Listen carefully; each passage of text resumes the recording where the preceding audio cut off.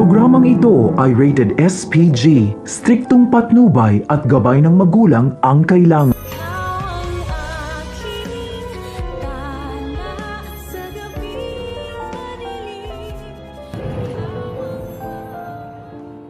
Mga kaibigan, narito nga ang mga maiinit na eksena na ating aabangan sa Abot Kamay na Pangarap na siyang nangungunang serye sa hapon. Mga kaibigan, sa pagbabalik nga ng mag-inang Moira at Zoe ay nakipagkita nga ito sa kanyang kaibigan na si Nerissa.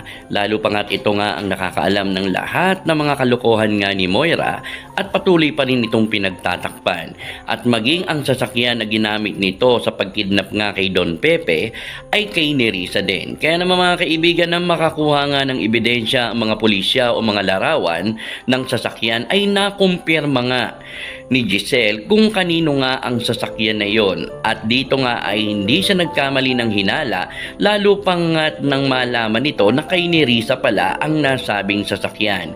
Kaya naman mga kaibigan, sa pagkakataong ito ay agad ngang ipinahuli ni Giselle itong si Nerissa upang nang sa ganon ay mapagbayaran naman ito ang kanyang kasalanan, lalo pat natukoy na nga na sa kanya pala ang sasakyan na iyon. Kaya naman mga kaibigan, sa pagkakataong ito, dahil nga sa takot ni Nerissa na makulong ay tila ilalaglag nga nito ang kanyang best friend na si Moira, lalo pangat ayaw nga nitong masangkot sa gulo. Subalit may usapan nga sila ni Moira na kahit na anong mangyari ay hindi magsasalita itong si Nerissa.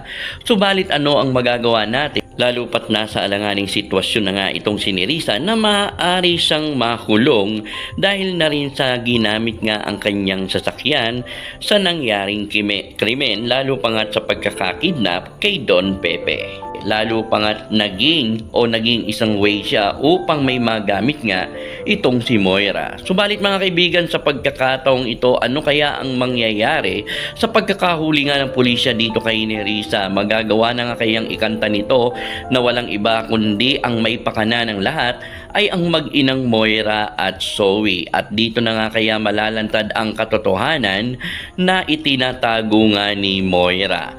Kaya naman mga kaibigan, sa pagkakataong ito, sino kaya ang magiging kakampi ni Moira sa pagkakataon na ito, lalo pa nga't maaaring malalagay na nga sa alanganin ang kanyang sitwasyon kung sakaling magsalita nga itong si Nerissa hinggil nga sa pagkakakidnap nga kay Don Pepe. Kaya naman mga kaibigan, ating abangan ang mga umiinit na eksena sa Abot Kamay na Pangarap, lalo pa nga't patuloy pa rin nalulusutan ni Moira ang kanyang krimen. At sa pagkakataong ito na nahuli nga ang kanyang best friend, magagawa kayang malusutan ito ni Moira kung sakaling mapilitan na nga ito na magsalita itong si Nerissa at sabihin ang lahat-lahat ng kanyang nalalaman hinggil nga sa buong pangyayari. Kaya naman mga kaibigan, ano po ang inyong masasabi? Makakatakas nga kaya muli itong si Moira sa tulong nga ba ni Eric?